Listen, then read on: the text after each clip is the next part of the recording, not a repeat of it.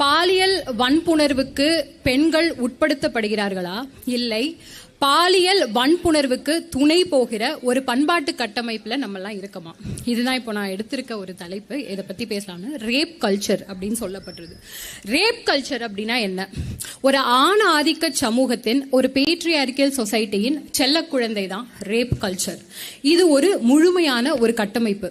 ஆணாதிக்க சமூகம் என்பது என்ன? ஆண்களால் ஆண்களுக்காக வலிமையாகவும், பவர் அண்ட் கண்ட்ரோல், வலிமை மற்றும் கட்டுப்பாட்டினை பெண்கள் மீதும் பிறர் மீதும் செலுத்துவதற்காக சாதி மத இன கோட்பாடுகளை கொண்டு கட்டமைக்கப்பட்ட ஒரு முழுமையான ஸ்ட்ரக்சர். இதற்கு பேர் தான் ஆணாதிக்க சமூக கட்டமைப்பு. இது ரேப் கல்ச்சரை ஊக்குவிக்கும் அப்படின்னு சொல்றாங்க. எப்படி ஊக்குவிக்கும்?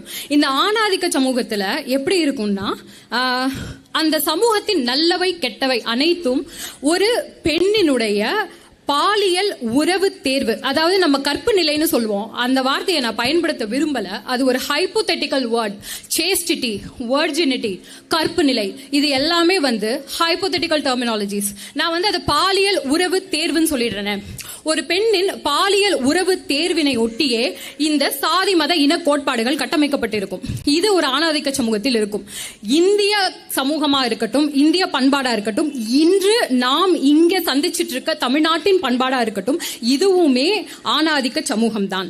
இதுதான் ரேப் கல்ச்சரை ஊக்குவிக்கும். இப்ப ரேப் கல்ச்சருக்குள்ள நம்ம போனோம் அப்படின்னா, இப்ப எல்லாருமே பாலியல் வன்முறை, பாலியல் வன்புணர்வு, இந்த மாதிரி பெரிய பெரிய விஷயங்களை பத்தி பேசுவாங்க. நான் இதோட படிநிலைகள்ல இருக்க ரொம்ப அடிமட்டத்துல, அந்த படிகள்ல இருக்க ரொம்ப அடிமட்டத்துல உள்ள பாயிண்ட்ஸ் மட்டுமே நான் இங்க இது பண்ணலான் இருக்கேன். ஜேர்னல் ஆஃப் சைக்காட்ரி, அதுல ஒரு ஆய்வறிக்கை நான் படிக்க நேர்ந்தது. அதுல எப்படி ரேபிஸ்ட வகைப்படுத்துறாங்க. அவங்க நிறைய வகைப்படுத்துறாங்க. நான் ஒரு குறிப்பிட்ட கணக்கீடு மட்டும் நான் அதுல சொல்லிடுறேன். அந்த வகைப்படுத்தல்ல அனைத்து ஆண்களும் ரேபிஸ்ட் இல்லை, அனைத்து ஆண்களும் பாலியல் வன்புணர்வு செய்பவர்கள் இல்லை. ஆனால் எப்படிப்பட்ட கட்டமைப்புல அவங்க இருப்பாங்கன்னா, ஒன்னு, தண்டனைகள் இல்லைன்னா அவங்க ரேப் பண்ணுவாங்க. இரண்டாவது, ரேபிஸ்டுக்கு அவர்கள் மௌனம் காப்பார்கள், ரேப் நடக்கும் பொழுது மௌனம் காப்பார்கள். மூன்றாவது, பாலியல் வன்புணர்வுக்கு உட்படுத்தப்பட்ட ஒரு பெண்ணை காசு கொடுத்து வாங்க முடியும் என்றால் அவர்கள் அதனை பயன்படுத்திக் கொள்வார்கள். நாலாவது, பாலியல் வன்புணர்வு சார்ந்த காணொளிகள், செய்கைகள், வார்த்தைகள், இது மாதிரி விஷயங்கள்ல அவங்க எக்ஸைட் ஆகி தன்னின்பம் கொள்வார்கள். கடைசியாக பெண்கள் மீது ஏதோ ஒரு முறையில, ஏதோ ஒரு வகையில, அது பேச்சா இருக்கட்டும், அவங்களுடைய பழக்க வழக்கமாக தங்களுடைய வலிமையை, ஆதிக்கத்தை செலுத்துவார்கள். இவங்க எல்லாருமே இதுல சாதாரண ஆண்கள், சாதாரண மனிதர்களும் வருவார்கள். இவங்க எல்லாருமே ரேப் கல்ச்சரை ஊக்குவிக்கிறவங்க தான். இதுல பாலியல் வயலன்ஸ் பண்றவன், பாலியல் வன்புணர்வு செய்யறவன் மட்டும்தான் விதிவிலக்கு கிடையாது.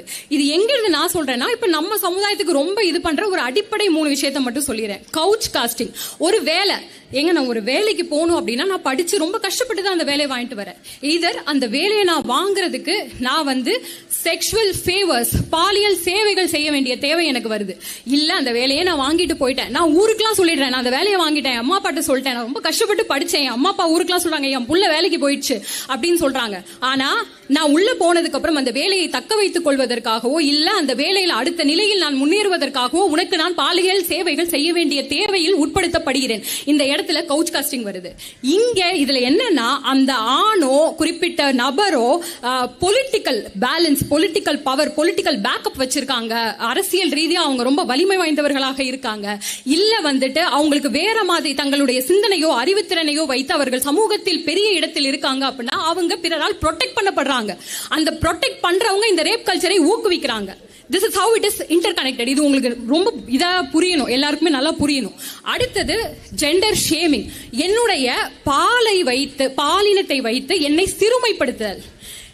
நான் ஆம்பளையா இரு, பொம்பளை மாதிரி புடவை கட்டிக்கோ, வளையல் போட்டுக்கோ, பொட்டு வச்சுக்கோ, இதெல்லாம் எனக்கு இது என்னைக்குமே புரிஞ்சது கிடையாது. ஒரு பெண் அப்படிங்கிறவ இத்தனை சிக்கல்களுக்கு நடுவில், அதாவது ரத்தப்போக்கு, மகப்பேருக்கான வலி, இது எல்லாத்தையும் சுமந்து, அது இல்லாமல் இந்த சமூகம் கட்டமைத்து வைத்திருக்கிற ஆணாதிக்க சமூகத்திற்குள் நீங்க கொடுக்கிற சிக்கல்களையும் மீறி அவ வீட்டை விட்டு வெளியே வர்றா அப்படின்னா, சிரிச்சுக்கிட்டு உங்களுக்கு சேவை புரிந்து வெளியேயும் சேவை புரிந்து கொண்டிருக்கிறாள் அப்படின்னா, சண்டைக்காரிகள் புத்தகத்துல அக்கா ஷாலினி மரி எல்லாரும் சொல்லியிருப்பாங்க, பொட்டத்தனம் தப்பில்லைங்க sir, I am a proud woman, கண்மை புடவை கட்டி வளையல் போட்டு பொட்டு வச்சு லிப்ஸ்டிக் போட்டு இருக்க I am a proud woman, நான் இங்க சொல்லிக்கிறேன், பொட்டத்தனம் தப்பில்லைங்க சார். அதே போல ஒரு நல்ல பெற்றோர்களுக்கு பிறந்திருந்தால் அப்படின்னு இந்த மாதிரி விஷயங்கள்லாம் எனக்கு புரியுறதே இல்லைங்க. அனாதை குழந்தைங்க இருக்காங்க, ப்ராஸ்டிடியூஷன் வழியா பிறந்த குழந்தைகள் இருக்காங்க, ஒரு ரேப் விக்டிம்க்கு கூட குழந்தை பிறந்திருக்கு, அவங்களுக்குலாம் வாழ தகுதி இல்லையா? எதை வைத்து இந்த கணக்கீடு செய்கிறீர்கள்? ஒரு பெண்ணின் கருப்பெயருக்குள் இந்த கணக்கீடு எங்க போய் உட்காருது? இந்த இடத்துல ரேப் கல்ச்சர் ஊக்குவிக்கப்படவில்லையா? நீங்க யோசிக்கணும். அதாவது பரிணாம வளர்ச்சியின் ஏணிப்படிகள்ல உச்சகட்டத்தில் நிக்கிறன்னு மார்த்தட்டி கொள்ளுகிற மனிதர்கள் எந்த இடத்துல நிக்கிறீங்க? இதுல சிந்திச்சு பார்த்திருக்கீங்களா?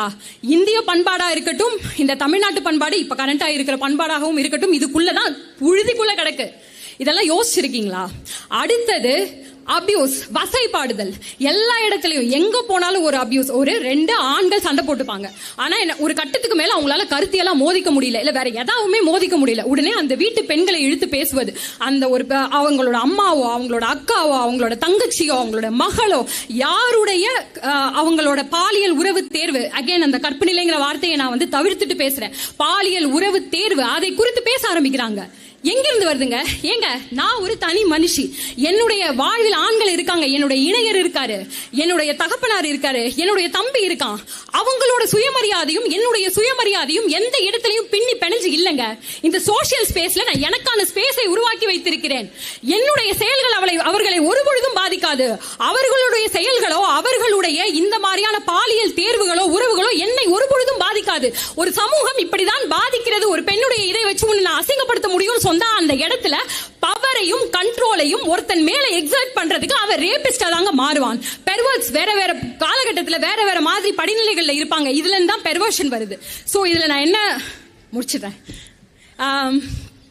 இந்த பெர்வர்ஷன் பாயிண்ட்ல இருந்து நான் ரேப் கல்ச்சர் எப்படி ஆணாதிக்க சமூகத்தோட லிங்க் பண்ணப்பட்டிருக்குங்கிறத நான் சொல்லிட்டேன். சோ இதுல நான் என்ன சொல்ல வரேன்னா, மெயினா பெண்களுக்கு எங்கெல்லாம் உங்கள் மீது ஆதிக்கம் செலுத்தப்படுகிறதுங்கிறத நீங்க உணரணும்.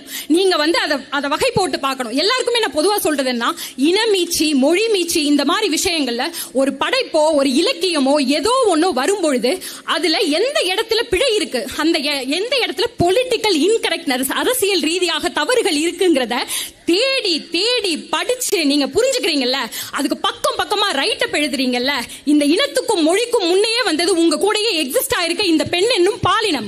இந்த பாலினத்திற்கு நடக்கிற இந்த அடக்கு ஒடுக்கு முறையை என்னங்கிற அதுக்கு பின்னாடி இருக்க பொலிட்டிக்கல் கரெக்ட்னஸ் நீங்க பார்த்தே ஆகணும். ஏன் வசைபாடும் சொற்கள் அனைத்தும் ஒரு பெண்ணுடைய பாலியல் சுதந்திரத்தை சுத்தியே இருக்கிறது, ஏன் அவளுடைய அந்தரங்க உறுப்புகளை சுத்தியே இருக்கிறதுங்கிற அரசியல் பெண்கள் முதல் புரிஞ்சுக்கணும். ஒரு இடத்துல ஒருத்தன் பேசுறானா, shout girls shout, you have to shout for yourself. அமைதியா போறதோ கடந்து போறதோ என்னைக்கும் உதவ போறது இல்ல. திருப்பி திருப்பி நான் சொல்றேன், ஷவுட். அதுபோல் கடுமையான தண்டனைகள்ங்கிறது உடனடி தீர்வுதான். சமூக மாற்றம், சோஷியல் சேஞ்ச். உங்களுடைய கடுமையான தண்டைகள் டொமஸ்டிக் வயலன்ஸுக்கு எப்படி தீர்வு கொடுக்க போகுது? ஒரு வீட்டுக்குள் அப்பாவால் ஒரு பெண் பாதிக்கப்படுகிறாள், கணவனால் ஒரு பெண் பாதிக்கப்படுகிறாள், கூட இருக்க ரிலேட்டிவ்ஸ் எல்லாம் பாதிக்கப்படுறான். அந்த பொண்ணு வெளியே நிறைய பொண்ணுங்க சொல்றது இல்லைங்க, 90% சொல்ல மாட்டாங்க. உங்களுடைய கடுமையான தண்டனைகள் இந்த டொமஸ்டிக் வயலன்ஸுக்கு உங்களுக்கு தீர்வு கொடுக்க போறது இல்ல. எங்க தீர்வு வரும்? ஒரு சோஷியல் சேஞ்ச், ஒரு பெரிய சமூக மாற்றம் நிகழும் பொழுதுதான் இது நடக்கும். அதற்கு நீங்க நிறைய படிக்கணும், நீங்க நிறைய யோசிக்கணும், நீங்க நிறைய மேன்மைப்படணும்.